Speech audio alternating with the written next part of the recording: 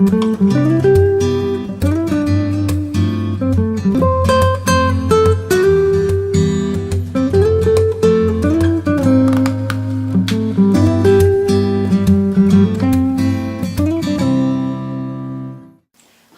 and welcome to Birds of Bottle.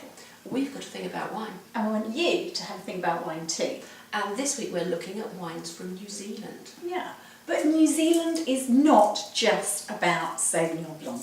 Yes, we automatically think of Sauvignon Blanc, but New Zealand has so much more to offer on the wine front. Yeah, just as the country has more than just sheep, rugby and Lord of the Rings. So let's get on and tackle some wines. So our first wine is the Main Divide Riesling 2011, which is 1374 in Majestic. Where do they come up with these weird numbers? Oh, lovely golden colour. It is, isn't it? Now this is from Waipara, which is north of Christchurch, but the South Island, if that's not confusing enough, Yeah. but it's on the east of the country. Or for them it's on the east of the country. Yeah. Whichever way you're looking at it. This smells glorious. It is so Riesling, isn't it? It is. Really There's petrol-y. a lovely, lovely fruity petrol-y nose. And there's lime. It's like you've just squeezed a lime and the zest is sort of pinging across the room and you've got zesty hands and petrol. Yum. Really attractive.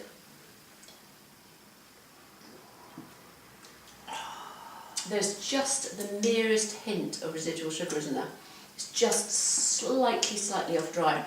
Bursting with acidity. Yeah. It's bursting with those limes on the palate, Yeah. isn't it? It is. It's a cut lime and it's Yeah. zest. And it's- grapefruit as well. Yeah. It's really...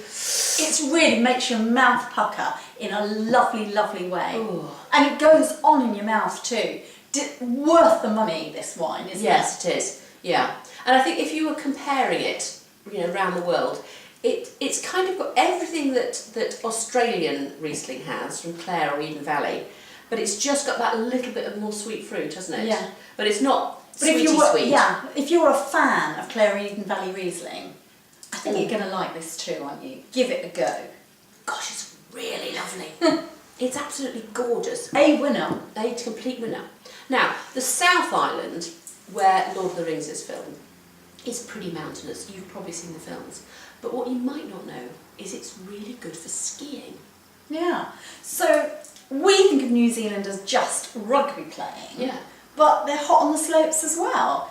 And actually, they're pretty hot with the horse racing too. Mm. And they're good at eventing. Yeah. So, all black, all white, and rode all over. If you're looking for something truly unusual, then this is it. It is the Villa Maria Arnese 2013, which is available from Tesco at $11.99.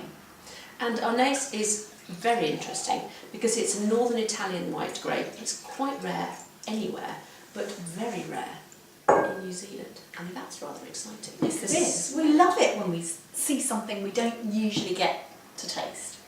It's a very mineral smell and it's slightly catty, isn't it? There's just a little hint of... Yeah.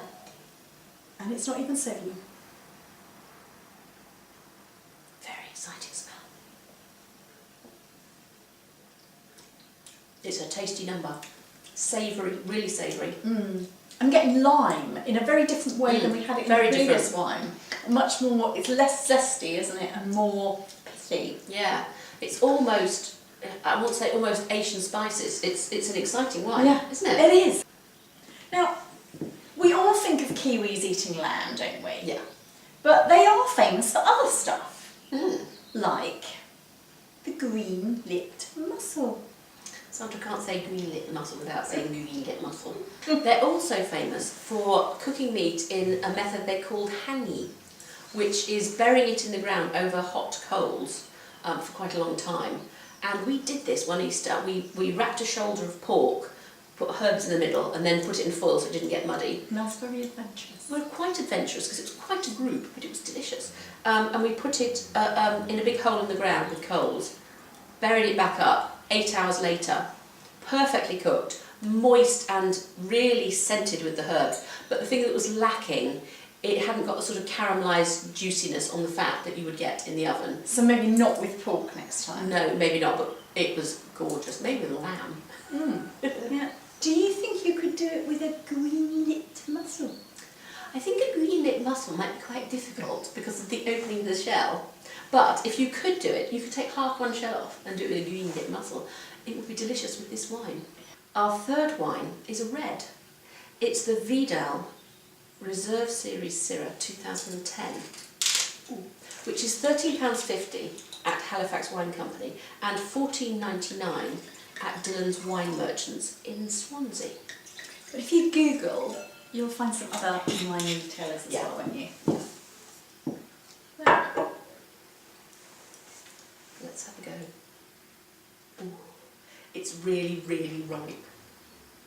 It is ripe. It's really, really wumphing in your nose. It's a wumphing wine. It's a wumphing wine. It's not a cheap wine. They do a sort of £4 or £5 cheaper standard wine. You know, this is 14, 15 quid. It's expensive, but the smell is so inviting, isn't it? Black fruit, but really ripe black fruit. Just gorgeous.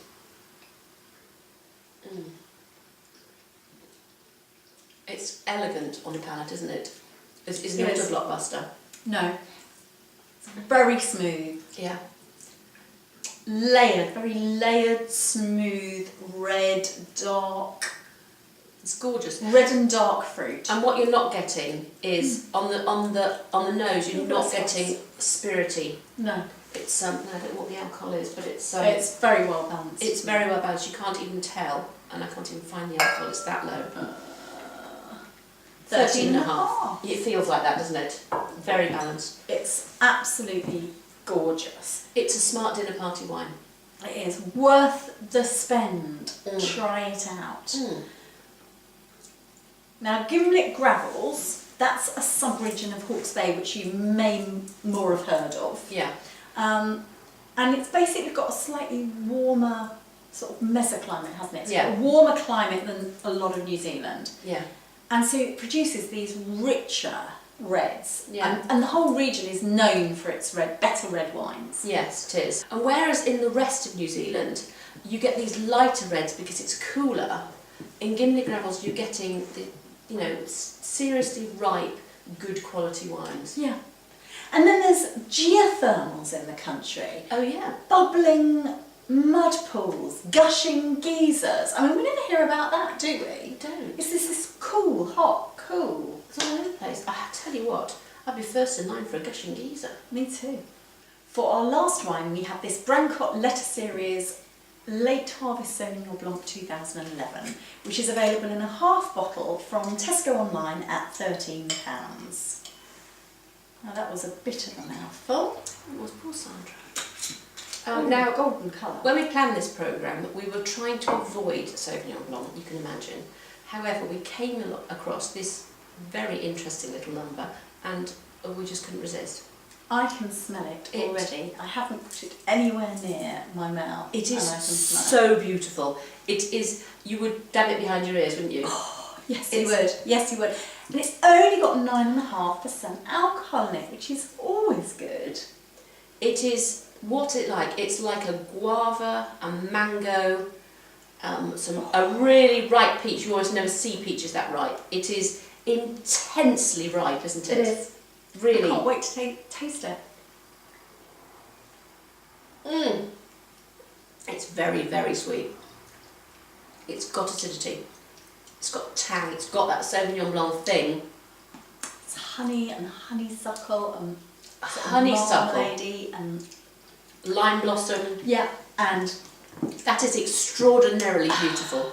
It is. It's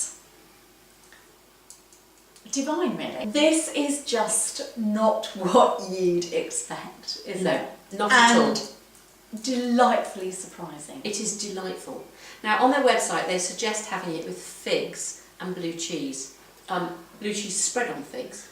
Oh, but you could put it together, next to each other and together, and I'm sure Mel would put it on a Miller's toast biscuit. I would put it on a Miller's toast. But you could have it with a fig or with a blue cheese. But actually, you could also have it with those oozing, stinky French cheeses, and it would really do something. Epoisse, wow, it would really do something with that. Yeah, and other ripe blues, or treacle tart, but one with lots of lemon zest and lemon juice. And Yeah. that's really... Yeah, you don't want it with a sort of dark pudding, you want No. it with something light. And actually, it would be gorgeous with an apple tart, wouldn't it? It would. Actually, any sort of tart, pastry, slightly caramelised, sticky, you know, if you've rubbed a bit of Upside down apricot jam. pudding. Upside down pudding, pretty much any pudding you could imagine. Yeah, but maybe not a green-lipped mussel. I don't think it would be very nice with that. Be horrid with a green lit mussel. But it would be quite enjoyable with a gushing geyser. Oh yeah. See you next time. See you next time.